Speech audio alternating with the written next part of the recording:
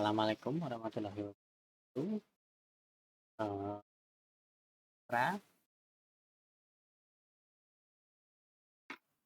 sekarang kita akan melanjutkan materi kita yaitu critical thinking. Pada materi kali ini saya akan membahas, apa itu critical thinking dan bagaimana kita mempraktekkannya. Oke, yang pertama-tama critical thinking, definisi. Kita ke saya ambilkan dari University of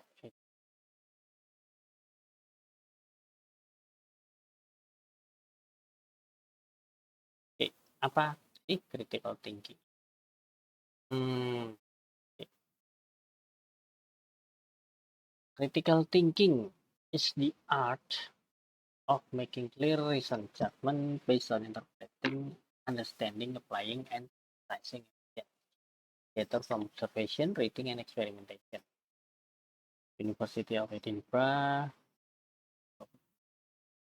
Oke, dan jangan khawatir. Nah, saya sudah membuat slide-nya. Nah, kalau ini saya yakin bisa. Berpikir kritis adalah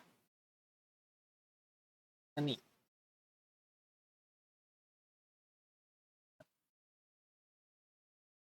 penilaian yang jelas dan beralasan berdasarkan interpretasi, pemahaman, terapan, dan sintesis bukti yang dikumpulkan. Kumpulkan dari mana? Kumpulkan membaca dan eksperimen.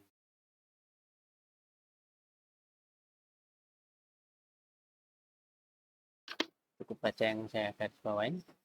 Caranya adalah berpikir kritis adalah seni membuat penilaian berdasarkan bukti. Nah, tapi kalau kalian melihat di tempat lain, mungkin definisi sederhana ini akan jadi sedikit ribet. Saya tunjukkan ya. Sorry.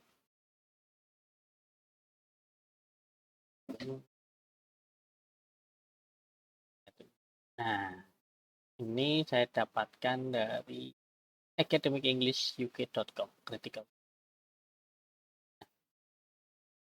Ini adalah bagan apa aja sih critical thinking. Di sini kita juga melihat critical thinking itu juga dimasukkan ke dalam higher order thinking skill atau HOTS. Ini lagi ngetrend di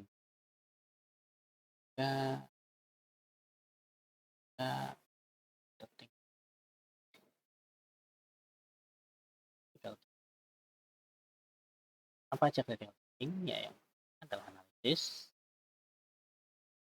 evaluasi, mampu membuat sintesa, yaitu connect, line, atau dan yang pasti create ya, create better, sesuatu yang lebih baik atau sesuatu yang merupakan kemajuan dari sebelum. Oke, belum kalian menjadi terlalu bingung critical thinking, kita kembali lagi gitu.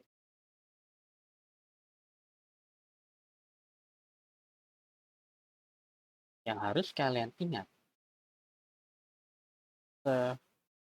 merepotkan apapun,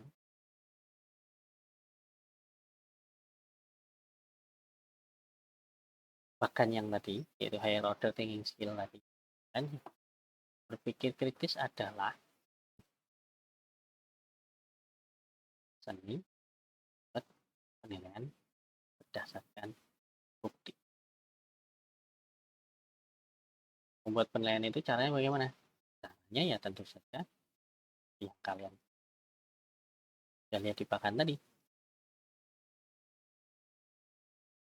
Nah,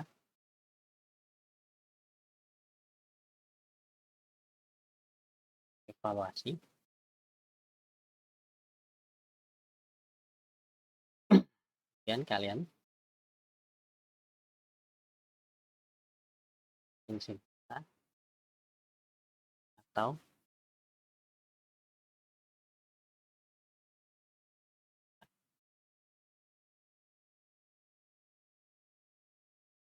jadi setelah kalian menganalisa, setelah kalian mengevaluasi,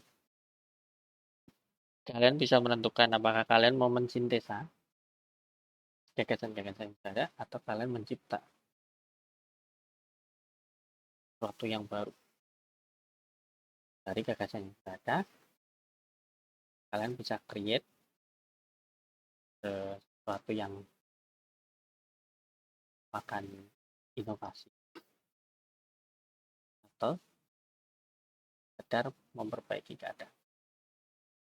Nah, banyak orang yang bingung. Terus caranya gimana ya? Sebenarnya setiap hari kalian melakukan ini. Karena ini semua adalah bagian dari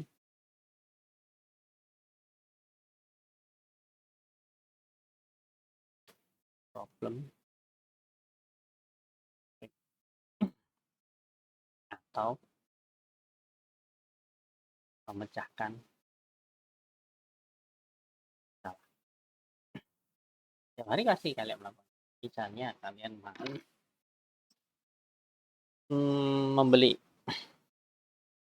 membeli barang yang kalian suka di Shopee. Ada masalah. Masalahnya ada uang kalian kurang. Nah, kalian segera melakukan analisa secara tidak sadar. Dari mana saya bisa mendapatkan uang? Ada orang tua, apakah mengecek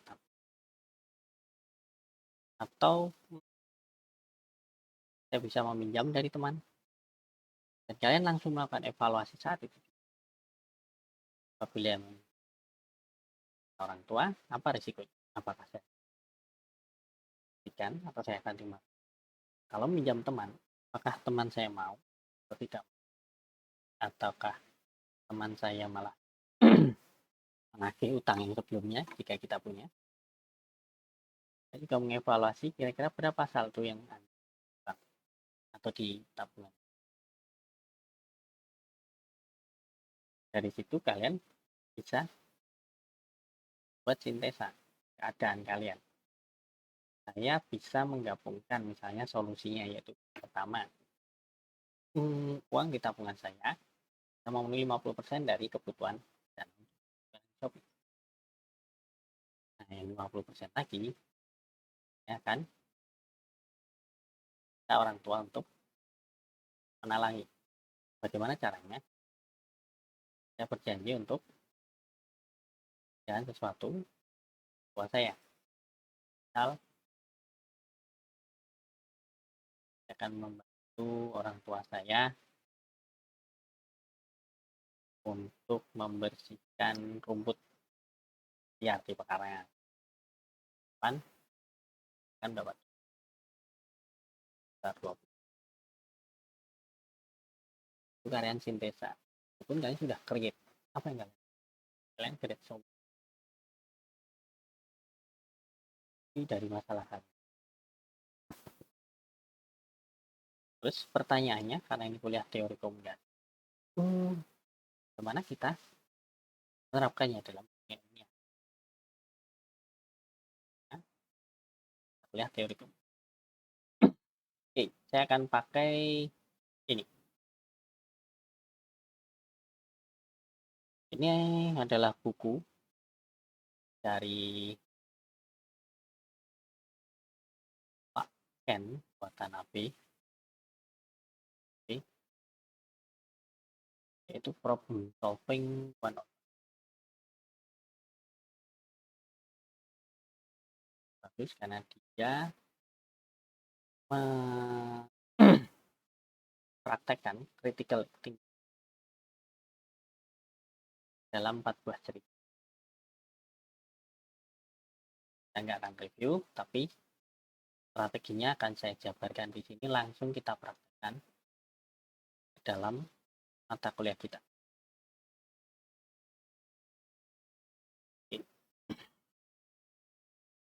Oke, sebagai contoh,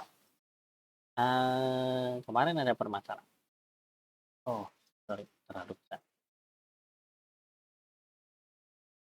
Ada masalah. Masalahnya bagus sekali. Teman kalian, ini masalah real dari teman kalian, yaitu dia menanyakan pada saya di MS Teams, apakah saya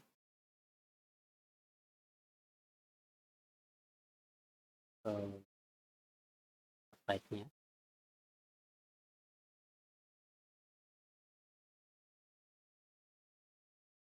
memakai teori A atau teori B untuk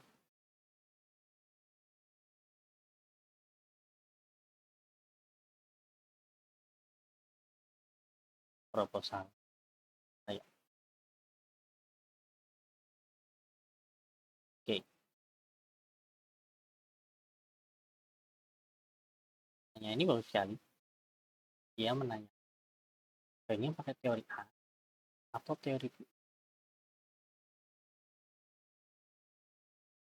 Nama bagus, karena ini sangat relevan dengan mata kuliah kita, yaitu teori komunikasi. Dan kebetulan ini adalah saya ingin menjawabnya dengan cara, ya kita harus berpikir kritis. Oke, Pak Ken Watanabe cara sederhana adalah ya selalu menggunakan setiap kali Anda salah, gunakanlah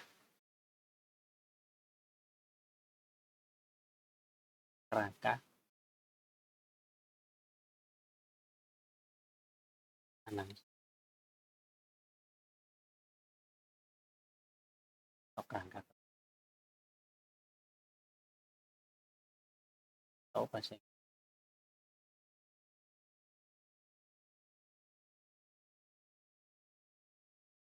apa? Karena ini akan memudahkan dalam membuat keputusan atau solusi sintesa. Oke, contohnya seperti ini.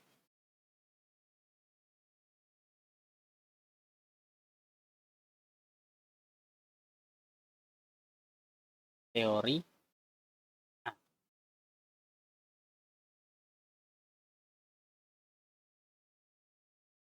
teori B.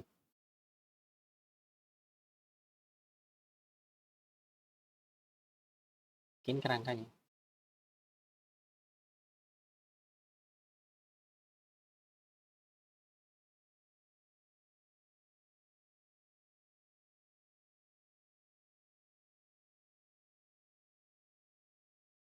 Kita buat kriteria.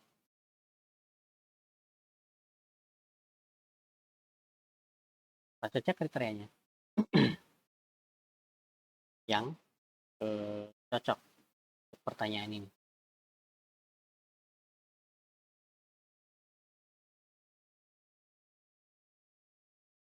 Nah, kriteria info terlalu. Mari kita bubarkan dulu.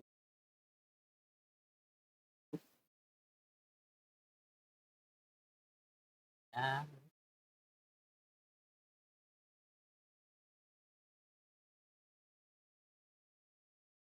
kriteria. Tentu saja kriteria pertama adalah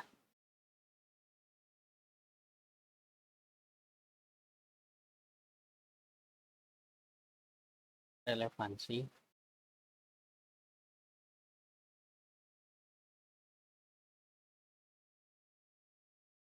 dan salah. Ini adalah kriteria pertama kita.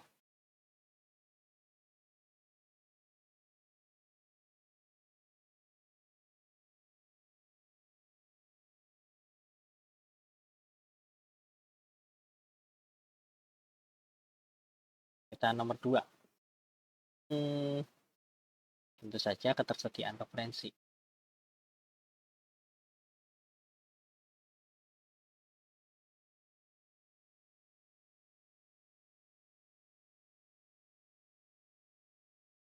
Tersedia berbahasa Indonesia.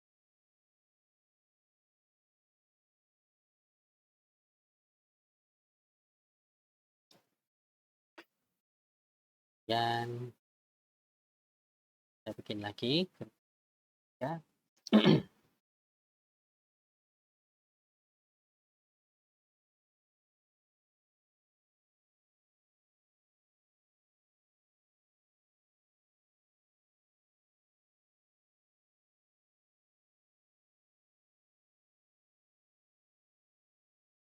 Persediaan buku atau jurnal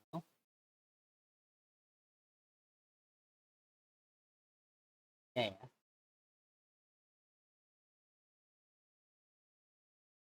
yang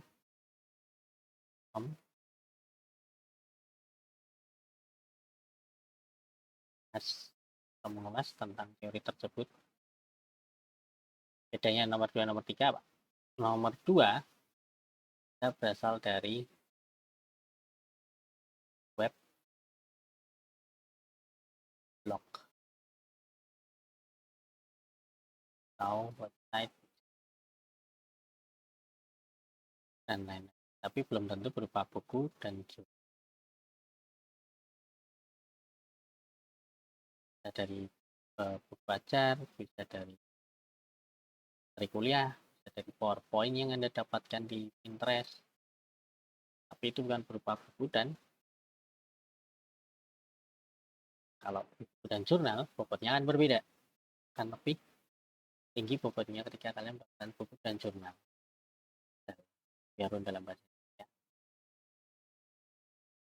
Anda membuat skrip. Nah, di sini kita sudah dapat angka kita. Nah, kita tinggal mengisinya saja.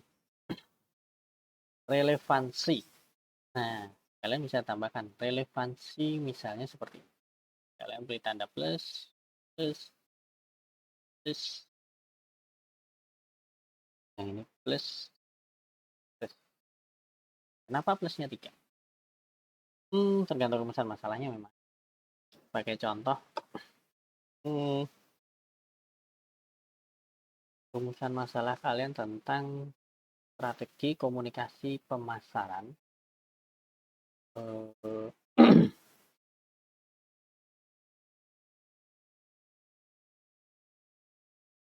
Komunikasi pemasaran dari perusahaan telekomunikasi terkemuka di Indonesia. Nah, teori A itu adalah integrated marketing communication. Sangat cocok. Sedangkan teori B adalah teori tentang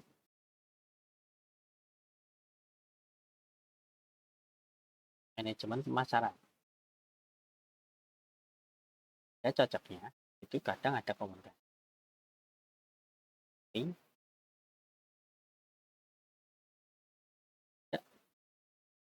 Bertumbuh pada komunikasi. Itu teori A lebih memiliki bobot yang kita beri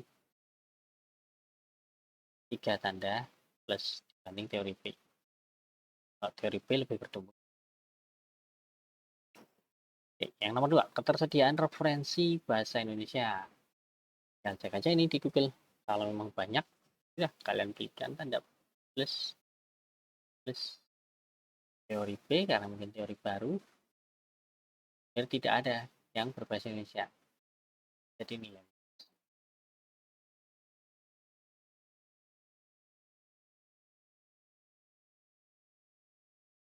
Atau kalian bisa pakai satu, tergantung kriterianya seperti apa.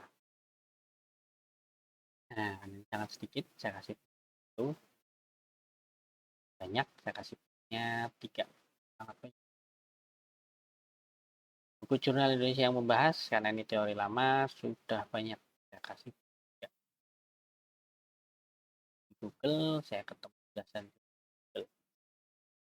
Teori B, karena baru, saya cuma ketemu buku nggak ada, cuma 1.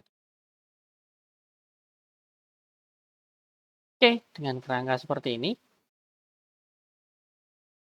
sudah kelihatan kan siapa pemenangnya. Kalau kita kembali lagi ke permasalahan di atas, apakah saya sebaiknya memakai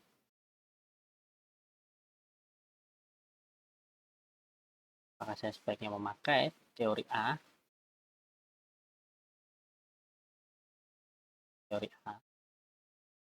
atau teori B, proposal. Dari sini kita sudah tahu jawab. Dan secara tidak sadar, kita sudah melakukan apa yang namanya observasi. Tapi critical thinking, kita sudah melakukan apa yang namanya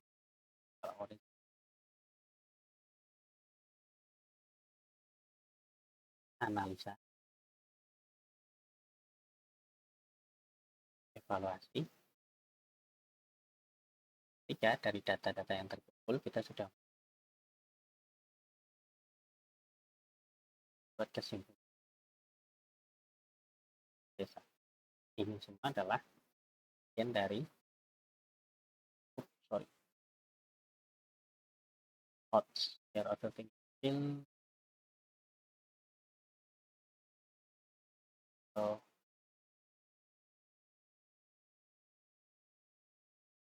bagaimana dengan yang nomor 4? Apakah kami sudah create? Yes, kalian sudah create. Apa yang kalian create? Dengan meng-create kerangka analisa kerja atau framework ini tadi, kalian sudah melakukan teknik yang nomor 4. Jadi, kalau ada orang yang mengatakan HOTS, Herodot thinking skill, dan mereka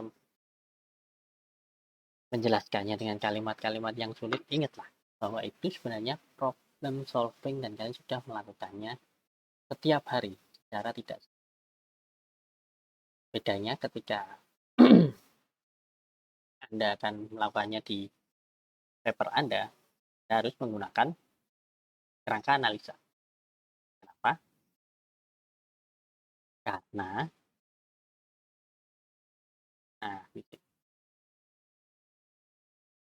berpikir bisnis adalah seni membuat penilaian berdasarkan bukti.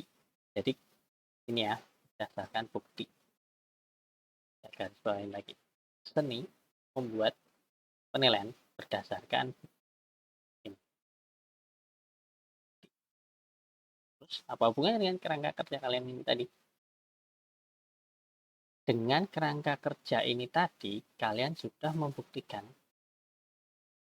bahwa kalian mengobservasi fakta dan kalian menganalisa data dan mengevaluasinya. Karena itu, penilaian kalian, tanda-tanda ini setelah kalian melakukan observasi data dan fakta di Google ya. Di Google bisa di perpustakaan Indonesia. Kalian akan mendapatkan keputusan yang kuat, memiliki berbasis data yang kuat. Karena kalian sudah kan ini semua. Yaitu evaluasi dan mencipta atau create. Oke. Kira-kira itu dari saya. Jadi ingat, kalau ada yang bilang berpikir kritis itu apa, ya sederhananya adalah seni membuat penilaian yang jelas berdasarkan bukti. Kalau seni membuat penilaian berdasarkan bukti. Caranya gimana? Caranya ya ketika ada masalah, lalu bikin kerangka analisa atau kerangka kerja. Dan kemudian dibuat seperti ini. Dibandingkan mana yang lebih baik, mana yang kurang baik, mana yang menguntungkan, mana yang kurang menguntungkan.